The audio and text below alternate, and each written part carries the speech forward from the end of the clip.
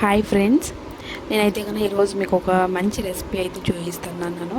ఈ చింతపండు పులిహోర ఒకసారి ఇలా ట్రై చేసి చూడండి. చాలా సింపుల్గా బాగుంటుంది, టేస్ట్ కూడా చాలా బాగుంటుంది.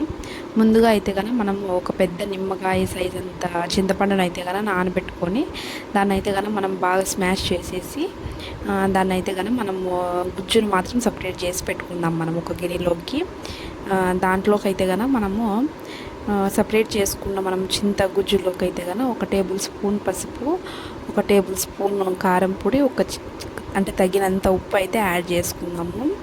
అది బాగా మిక్స్ చేసుకొని మనము స్టవ్ పైన అయితే కనుక పెట్టుకొని కొద్దిసేపు అయితే మరగనిద్దాము.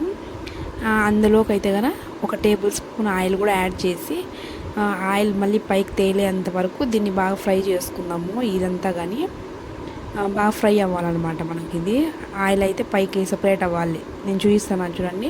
అట్లా కొంచెం అంటే సిమ్లో కాకుండా అట్లా హై ఫ్లేమ్లో కాకుండా మీడియం ఫ్లేమ్లో పెట్టి కుక్ చేసుకుందాం. అందులో ఒక కరివేపాకు కూడా యాడ్ చేసుకోండి.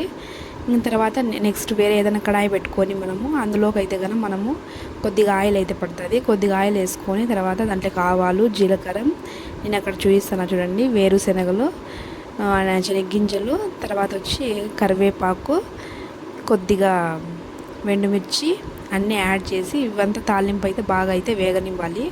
ఇవి వేగనించిన తర్వాత మనం ఆల్రెడీ చేసి పెట్టుకున్నాం కదా చింతపండు గుజ్జు అనేది, అందులోకి అయితే కానీ యాడ్ చేసేద్దాం. ఇవంతా బాగా ఫ్రై అయిన తర్వాత యాడ్ చేసిన తర్వాత అంతా బాగా మిక్స్ చేసుకోవాలి. మిక్స్ చేసుకొని ఆల్రెడీ మనం రైస్ చేసి కుక్ చేసి పెట్టుకుంటే కనుక వేడి వేడి అన్నంలోకి ఇది ఒకసారి వేసుకొని కలిపి తిన్నామంటే కనుక చాలా టేస్టీగా బాగుంటుంది.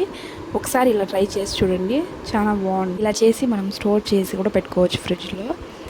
మనం రైస్ చేసుకున్నామంటే కనుక ఇన్స్టాంట్గా అయితే కనుక మనకి ఎప్పుడు కావాలంటే అప్పుడు చింతపండు పులిహోర అయితే కనుక రెడీ అయిపోతుంది. చాలా టేస్టీగా బాగుంటుంది. వీడియో నచ్చినట్టయితే కనుక సబ్స్క్రైబ్ చేసి, లైక్ చేసి, షేర్ చేసి, కామెంట్ చేయండి. ఉంటాను మరి, ఇంకా బాయ్.